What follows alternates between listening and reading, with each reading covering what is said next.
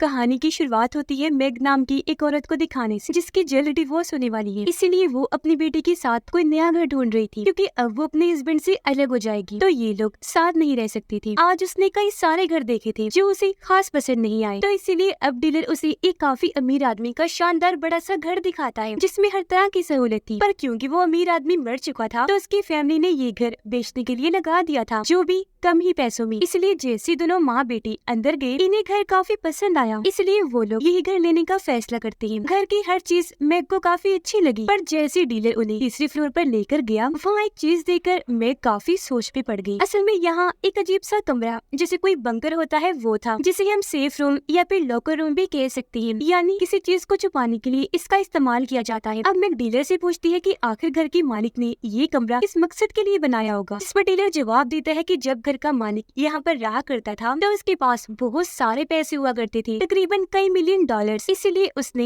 ये locker room बनवा लिया, ताकि अगर कभी कोई खतरा आए तो इमरजेंसी की सूरत में वो इसे इस्तेमाल कर सके, और अगर उस पर भी हमला हो तो वो यहाँ आकर अपनी जान बचा सके। ये लोग अब अंदर आकर इस कमरे को भी चेक करते हैं, जहाँ पर बहुत सारे टीवी लगे हुए थे, क्योंकि पूरे घर में कैमरास थे जिनकी रिकॉर्डिंग्स यहाँ चला करती थी। इसके अलावा दीवार के अंदर भी लोहे की दीवारों का इस्तेमाल किया गया था। गेट पर ऐसे रॉड लगाए गए थे जिनमें करंट दौड़ता था, ताकि अगर कोई इसमें घुसने की कोशिश करेगा तो करंट लगने से उसकी मौत हो जाएगी। अब यहाँ एक चीज जो सबसे ज्यादा दिलचस्प थी, वो था फोन, जो कभी बंद नहीं होगा, हमेशा चलता रहेगा। पर एक छोटी सी चीज थी कि अभी ये चलना शुरू नहीं हुआ था। इसे स्टार्ट करवाने के लिए उस कंपनी को कहना पड़ेगा जिसने यहाँ फोन का सेटअप किया। अब ये कमरा जाहिर है मैग को काफी अजीब लगा, पर उसे इसे कोई फर्क नहीं पड़ता, क्योंकि उसे तो इस घर में रहना था जो इतना आलीशान था, ना कि इस रूम में। इसीलिए वो पैसे देकर घर खरीद लेती है और बहुत जल्द यहाँ अपना सामान भी शिफ्ट करके रहना शुरू कर देती है, और ऐसे उसकी जिंदगी नॉर्मल तरीके से चलने लगती है। दोनों माँ बेटी हंसी खुशी यहाँ रह रही थी। कुछ दिन के बाद रात को जब दोनों माँ बेटी सो रही थी, तो उनके घर के बाहर हम कुछ चोरों को देखते हैं जो इनके घर के अंदर ही झांक रही थी। फिर एक आदमी जबरदस्ती दरवाजा खोलने की कोशिश करता है, पर अंदर से लॉक्ड होने की वजह से वो दरवाजे को नहीं खोल पाता, तो अब वो किसी तरह ऊपर चढ़ने लगा। खिड़की से अंदर घुसकर वो पहले बालकनी का दरवाजा खोलता है, फिर अंदर जाकर मेन दरवाजे को भी खोल देता है और अपने बाकी साथियों को भी अंदर बुला लेता है। पर इन्हीं का ही साथी चोर, जिसका नाम बर्नम था, वो मैग और उसकी बेटी को देख लेता है। अब वो बाकी चोरों की निस्बत अच्छा इंसान था। उसने पहले चोरी करने से मना कर दिया था, पर जब उसे बताया गया कि घर पर कोई नहीं, तो तब जाकर वो चोरी के लिए माना था। लेकिन अब क्योंकि उसने दोनों माँ बेटी को देख लिया था, इसीलिए वो अपने एक साथी को कहता है कि मैं यहाँ पर चोरी नहीं करूँगा, क्योंकि यहाँ एक फैमिली रह रही है, जबकि तुमने तो कहा था कि घर खाली है। इस तरह लोगों को मार कर मैं चोरी नहीं करने वाला। अब यहाँ हमें पता चला कि बर्नम ये सारी बातें जिस चोर को बता रहा था, वो दरअसल घर के पुराने मालिक का पोता था। वो जानता था कि पहले घर खाली पड़ा था, इसलिए उसने ये सारा चोरी का प्लान बनाया था। पर अब जब उसे पता चला कि घर में है कोई, तो वो बर्नम को तसल्ली देता है कि शांत हो जाओ, कुछ नहीं होगा, मैं सारा बंदोबस्त करके आया हूँ, और लोगों को मरवाने के लिए मैं एक किलर कातिल को भी लाया हूँ, जो पैसे लेकर लोगों को मारता है, तो ये उन माँ बेटी को मौत की नींद सुला देगा और हम अपनी चोरी कर लेंगे। जहन पे इतना सवार ना करो, कुछ नहीं होगा। पर अभी भी बर्नम इसके लिए नहीं मानता और वहाँ से जाने का फैसला करता है, क्योंकि किसी की जान लेने पर उसका दिल नहीं मान रहा था। उसे जाता हुआ देखकर घर के मालिक का पोता उसे लालच देने लगता है कि क्या बेवकूफी कर रही हो, तुम्हें पैसे नहीं चाहिए, तुम्हें अंदाजा नहीं कि यहाँ हमें 3 मिलियन डॉलर से भी ज्यादा पैसे मिलेंगे। जो सुनकर अब बर्नम रुक जाता है, क्योंकि उसे भी पैसों की सख्त जरूरत थी। अब आधी रात को मैग की आँख खुल गई, उसे वॉशरूम जाना था, जिसके बाद जब वो दोबारा सोने के लिए जाने लगी, वो लॉकर रूम की लाइट जलाकर चेक करने लगती है। पर थोड़ी देर बाद जब उसकी दोबारा आँख खुली, तो उसने देखा कि मैंने तो लॉकर रूम की लाइट्स ऑफ ही नहीं की। इसीलिए वो लाइट बंद करने जैसे ही आई, उसकी नजर टीवी पर पड़ जाती है, जहाँ वो ये देखकर काफी घबरा गई कि घर में कुछ चोर घुस आए हैं। वो डरी हुई जल्दी से अपनी बेटी के पास आई, उसे जगाकर चुप रहने का कहती है, फिर सारी बात बताकर यहाँ से ले जाने लगी, ताकि वो यहाँ से भाग सके। पर उन्हें जाता हुआ घर के मालिक का पोता देख लेता है, इसलिए वो भी इनके पीछे पड़ गया। लेकिन अब ये नीचे जाने के लिए लिफ्ट का इस्तेमाल करने लगी। मैग की बेटी बताती है कि हमें उस लॉकर रूम में चलना चाहिए, वहाँ हम महफूज रह सकते हैं। इस बात पर मैग मान गई और अब ये दोनों तीसरे फ्लोर पर आ जाती है। अब इससे पहले कि चोर भी इन तक पहुँचते, ये रास्ते में कुर्सी रखी आगे बढ़ी। चोर इन तक आने ही लगी थी, ये जल्दी से उस कमरे में जाकर अंदर से दरवाजा बंद करके खुद को वहीं पर लॉक कर लेती है। दोनों ही काफी डरी हुई थी, उनकी समझ में नहीं आ रहा था कि आखिर ये लोग चाहते क्या है। अब उनके लॉकर रूम में जाने की वजह से मालिक का पोता काफी गुस्सा करने लगा, क्योंकि जिस रूम में उन्हें जाना था वो लॉकर रूम ही था, जहाँ वो मिलियन डॉलर्स पड़े हैं। पर इस बात का मैग को पता नहीं था। मैग फिर अपना फोन ढूंढने लगी, जहाँ तभी उसे याद आया कि ओ गॉड वो तो कमरे में ही रह गया है, इसीलिए अब वो वहाँ लगी फोन से कॉल करने की कोशिश करने लगी, पर वो भी काम नहीं करता क्योंकि अभी तक उसने कंपनी से उसे ऑन नहीं करवाया था। अब किलर को शक हुआ, वो उनसे कहता है कि कहीं उसने पुलिस को कॉल तो नहीं कर दी, अगर पुलिस यहाँ आ गई तो हम सब पकड़े जाएंगे। जिस पर बर्नम कहता है कि नहीं, ऐसा नहीं हो सकता क्योंकि इसके लिए पहले उसे वो फोन ऑन करवाना था जिसके लिए उसे हमारी कंपनी में कॉल करनी थी, क्योंकि वो फोन जिस कंपनी का था बर्नम वही काम करता था और उसे इस घर के कोने कोने का पता है। पर वहाँ मैग को एक ऐसा बटन मिलता है जिसे दबाने पर वो पूरे घर के स्पीकर में बोल सकती थी, इसलिए वो चोरों को कहती है कि मैंने पुलिस को कॉल कर दी है, वो जल्द आती होगी। पर मालिक का पोता पेपर पे लिख के कैमरा की तरफ करता है, उसने लिखा था कि तुम ऐसा नहीं कर सकती क्योंकि फोन तो चालू ही नहीं है। ये देखकर मैं काफी हैरान रह गई कि इसे कैसे पता चला। फिर वो स्पीकर पे कहती है कि अच्छा तुम्हें जो चाहिए वो तुम लोग लो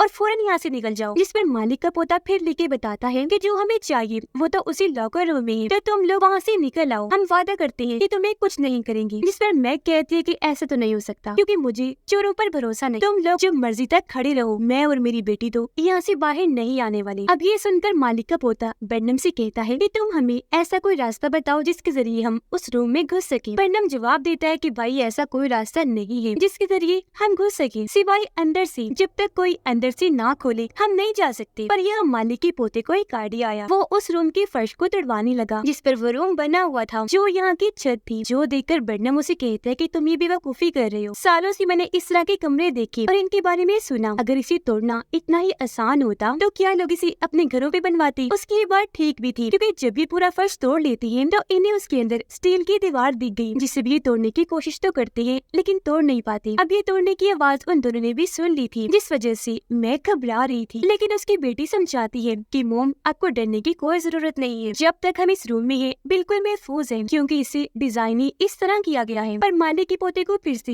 एक फजूल सा आइडिया आया, वो कहता है कि हम उस कमरे में जाने वाली पाइप में जहरीली गैस छोड़ देते हैं, इससे होगा ये कि दम घुटने की वजह से वो दोनों बाहर आने पर मजबूर हो जाएंगे। सभी इस प्लान पर राजी हो गई, जल्दी जहरीली गैस का सिलेंडर लाते हैं और उसकी पाइप को रूम की पाइप से जोड़ देते हैं, जिसके कुछ ही देर बाद पूरे कमरे में गैस फैलना शुरू हो जाती है। पर तभी मैग की बेटी कमरे में पड़े हुए 2 बैग्स खोलती है जिसके अंदर जरूरत का बहुत सारा सामान था जिनकी मदद से ये खुद को बचा सकती थी। इन्हें 2 फायर जैकेट्स मिलती है जिनकी मदद से ये आग से बच सकती है। मैग और उसकी बेटी इस जैकेट को पहन लेती है, जिसके बाद मैग उस पाइप में लाइटर से आग लगा देती है जिससे वहाँ धमाका हुआ और मालिक के पोते का हाथ और मुंह जल जाता है, साथ ही वहाँ काफी चीजें भी गिरकर इधर उधर बिखर गई थी। अब इस सब की वजह से मालिक का पोता काफी गुस्सा हो जाता है क्योंकि उसका सारा प्लान उसी पे भारी पड़ गया। वो अपना कंट्रोल खोते हुए जोर जोर से चिल्लाने लगा कि भले मुझे पैसे मिले या ना मिले लेकिन मैं तुम दोनों को नहीं छोड़ूंगा। अब मैग की बेटी उन बैग्स में से और चीजें ढूंढने लगी जहाँ पर उसे एक टॉर्च लाइट मिलती है, साथ ही रूम में एक बड़ा सा पाइप था जिसके सुराख से सामने वाला घर नजर आ रहा था। उस रास्ते के जरिए मैग की बेटी टॉर्च की लाइट को सामने वाले घर की तरफ मारती है इस उम्मीद के साथ कि शायद वहाँ का मालिक हमें देख ले। ऐसा हुआ भी, घर का मालिक उठ गया जिसे देखकर ये दोनों जोर जोर से चिल्लाने लगी, पर फासला और ये जगह तंग होने की वजह से वो इनकी आवाज नहीं सुन पाता। उसे ये नॉर्मल लाइट भी लगी इसलिए वो वापस जाकर सो जाता है, जो देखकर उनकी बनती हुई उम्मीद पूरी तरह से टूट गई और अब इन दोनों को लगने लगता है कि शायद हम यहाँ से बाहर नहीं जा पाएंगे क्योंकि एक तो उन चोरों ने बाहर जाने के सारे दरवाजे और खिड़कियाँ बंद कर दी थी, ऊपर से वो खुद भी यही डेरा डाल के बैठ गई थी। जब तक पैसे नहीं मिलेंगे वो यहाँ से जाने वाले नहीं है। अब कैमरास के जरिए मैग को पता चला कि वो चोर अभी नीचे गए हैं, इसीलिए वो इस कमरे जो उनके लिए फिलहाल पैनिक रूम बन गया था, इन्हीं मुसीबत वाला कमरा, वो उसका दरवाजा खोलती है और अपनी बेटी को इसे खुला ही रहने का कहकर अपने कमरे में जाती है और अपना फोन लेने लगी। पर नीचे उन लोगों को पता चल गया था कि दरवाजा खुला है, इसीलिए वो जल्दी से ऊपर आई, लेकिन ऐन वक्त पर मैग वापस रूम में आ जाती है और फिर से उसने दरवाजे को बंद कर लिया था। अब चोर ये सोचकर काफी परेशान थी कि वो अंदर क्या लेकर गई होगी, पर जब किलर वहाँ पर चार्जर पड़ा हुआ देखता है तो वो समझ गया कि उसके हाथ फोन लग गया और उसे वो अंदर लेकर गई है। मैग अपने फोन से अपने हस्बैंड को कॉल करने की कोशिश करती है लेकिन उसकी कॉल हो नहीं पाती। फिर उसे याद आया कि यहाँ का फोन तो ठीक है, अगर मैं उसकी तार को किसी फोन लाइन से जोड़ दूंगी तो फोन चल पड़ेगा, इसीलिए वो वहाँ लगी तारों वाली जगह को खोलती है और अंदर से टेलीफोन लाइन की तार को बाहर निकाल कर उसे फोन से जोड़ देती है, जिसके बाद वो खुशकिस्मती से अपने हस्बैंड को कॉल मिला ही देती है। वो कहती है कि जल्दी पुलिस को लेकर आ जाओ क्योंकि घर में चोर घुस आए हैं, पर बीच में ही कॉल कट हो गई क्योंकि बर्नम को पता चल गया था कि उसने फोन कर दिया तो उसने मेन लाइन काट दी थी। अब तक मालिक के पोते ने भी हार मान ली थी। वो कहता है कि मैं तो यहाँ से जा रहा हूँ क्योंकि चेहरा झुलसने की वजह से उसे तकलीफ हो रही थी, उसे उसे जाना ही था, पर जाते जाते वो कहता है कि यहाँ हमारी सोच से भी ज्यादा पैसा है। जो सुनकर किलर उसे गोली मारकर उसकी जान ले लेता है ताकि बाहर जाकर वो ये बात किसी और को न बताते। अब ये देखकर मैग और उसकी बेटी काफी डर जाती है। इतनी ही देर में दरवाजे की बेल बजी। वहाँ पर जो कोई भी था ये उसे अंदर ले आए। पता चला कि ये मैग का हस्बैंड है जो पुलिस को साथ नहीं लाया, उसने खुद ही आना ठीक समझा, पर बेचारे ने गलती कर दी क्योंकि अंदर लाते ही किलर उसे पीटने लगता है। फिर वो बर्नम को कहता है कि इससे पूछो कि ये कौन है। अब जब बर्नम ने उसकी आईडी चेक की तो उसे भी पता चल गया कि ये मैग का हस्बैंड है। अब यहाँ किलर की जहन पर लालच और खून सवार हो गया था, इसलिए वो यहाँ बर्नम को गन पॉइंट पर कर लेता है और उसे कहता है कि मुझे कैसे भी करके उस कमरे में लेकर चलो वरना मैं तुम्हें भी गोली से मार दूंगा। पर बर्नम उसे कहता है कि तुम बेशक जो मर्जी कर लो, अंदर जाने का रास्ता जब नहीं है तो नहीं है, हम कैसे जाएं? जिस पर किलर कहता है कि कोई बात नहीं, ठीक है। अब मुझे एक आइडिया आ गया है। वो मैग के हस्बैंड की आईडी को लेकर कैमरा के सामने करता है, फिर उसे भी सामने लाकर मारने लगता है ताकि ये देखकर वो दोनों बाहर आ जाएं। अब ये देखकर दोनों माँ बेटी को बहुत दुख हुआ, वो घबराते हुए रोने लगी। पर यहाँ मैग के लिए एक दूसरी मुसीबत आ गई। तभी उसकी बेटी को दौरा पड़ने लगा क्योंकि उसे एक बीमारी थी जिसकी दवाई अगर उसे ना दी गई तो वो मर भी सकती है। मैं घबरा गई कि क्या करूं क्योंकि उसकी बेटी की हालत बिगड़ती जा रही थी। तभी वो कैमरा में देखती है कि बर्नम और किलर की आपस में लड़ाई हुई थी जिसे घसीटकर बर्नम नीचे ले जा रहा है। वो सोचती है कि यही सही मौका है, मैं दवाई ला सकती हूँ। इसीलिए वो बड़ी होशियारी से दरवाजा खोलकर कमरे में आई और देखती है कि उसका हस्बैंड जख्मी हालत में बेड पर पड़ा हुआ है। वो जल्दी से जाकर दवाइयाँ उठा लेती है। इससे पहले यहाँ से निकलती वो अपने हस्बैंड के कपड़ों में किलर को देख लेती है क्योंकि उन्होंने कपड़े अदली बदली कर लिए थे ताकि मैग उनके जाल में फंस सके। कुछ हद तक ऐसा हो भी जाता है क्योंकि जब मैग लॉकर रूम के पास छुपी हुई थी तो तभी किलर उसे देख लेता है और कहने लगा कि तुम्हारा अब कुछ नहीं हो सकता, खुद को हमारे हवाले कर दो वरना हम तुम्हारी जान ले लेंगे। पर यहाँ मैग को किसी बात की परवाह नहीं थी, उसे बस अपनी बेटी को बचाना था। इसलिए वो सामने आकर उसे धक्का मारती है और लॉकर रूम में जाने के लिए ऊपर की तरफ भाग जाती है। पर वो जैसे लॉकर रूम के दरवाजे के पास पहुंची वहाँ उसे बर्नम खड़ा हुआ दिखता है और पीछे से तब तक किलर भी आ गया था, यानी अब वो फंस गई थी, ना आगे जा सकती थी और ना ही पीछे। फिर तभी किलर उसे उठाकर दूर फेंक देता है, जिस बीच दवाइयाँ भी उसके हाथ से छूटकर दूर जाके गिरती है। इस चीज का फायदा उठाकर वो दोनों